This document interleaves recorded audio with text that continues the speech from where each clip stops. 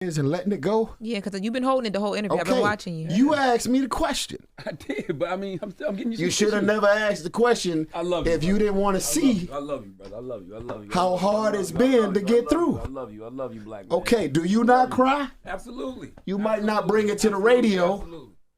Absolutely. But this is what being grown Thank is. you, brother. I'm not doing this. I need one. My makeup going to mess up. Hear me. My concealer Hear is me. sitting today. Hear me. Black men cry. When divorces happen, women aren't the only one that are devastated. When a miscarriage happens, women are not the only one that you should be checking on. When you can't put food on the table because your career goes up and then it goes down, stop calling, skipping over the man, and just checking on the woman. This is real shit out here. I'm going to wipe my own tears. Messing up my makeup, Tyrese. I love you, sis. When you do things from the heart, it affects hearts. That's what beautiful pain is. Mm-hmm. Y'all might outsell me the first week. I made a fucking classic.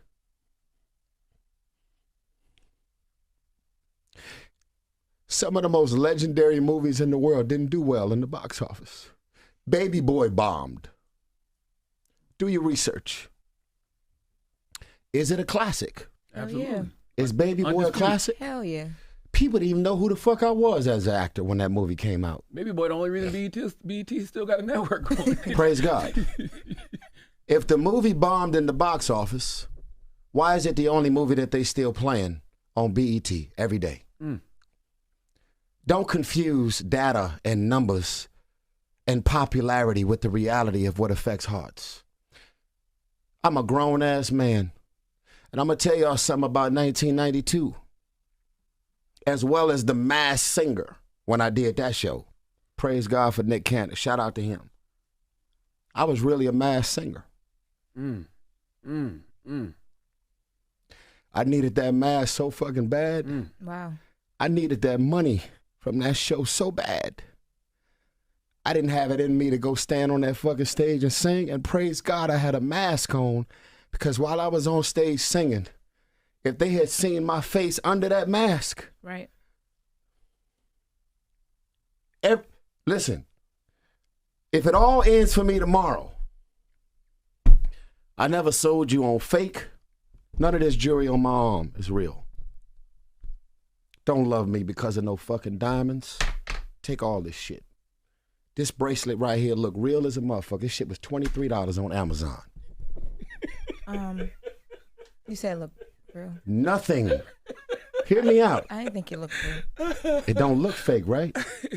If you out here getting fake vagina over your fake jewelry, reality is reality.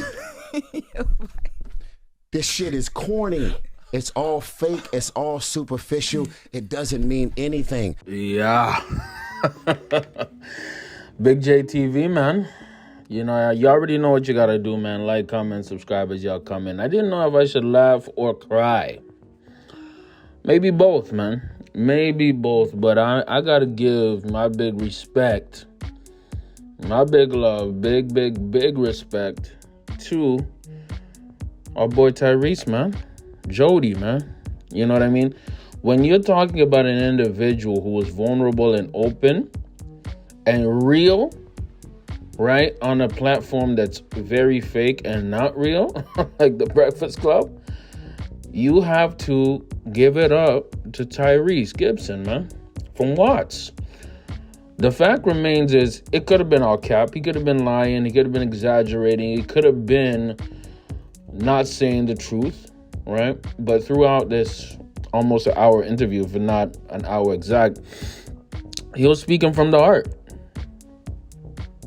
Speaking from the heart. And oftentimes, unfortunately, in our culture, and when I say our culture, I'm talking black culture, and I'm not talking just black American culture.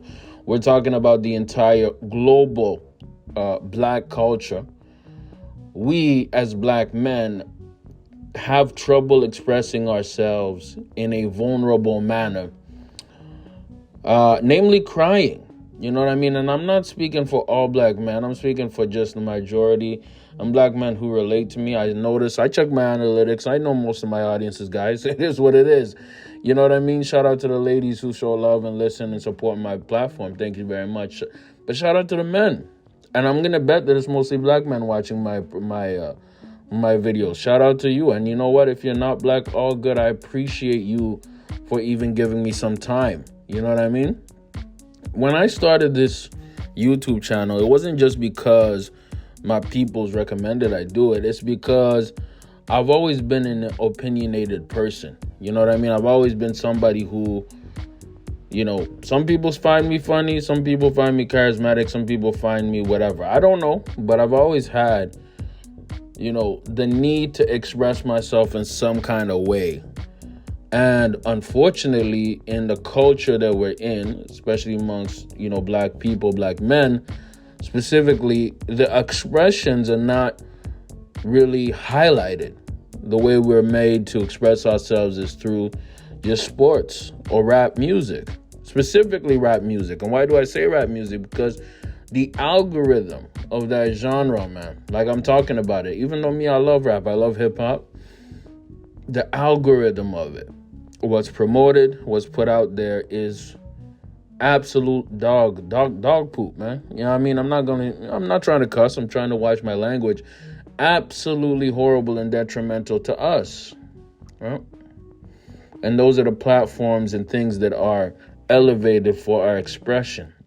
What am I talking about? I'm talking about somebody like Tyrese. Tyrese is an R&B singer, man, and let's not even pretend like he's not one of the GOATs. He's a GOAT. He's a legend. Okay?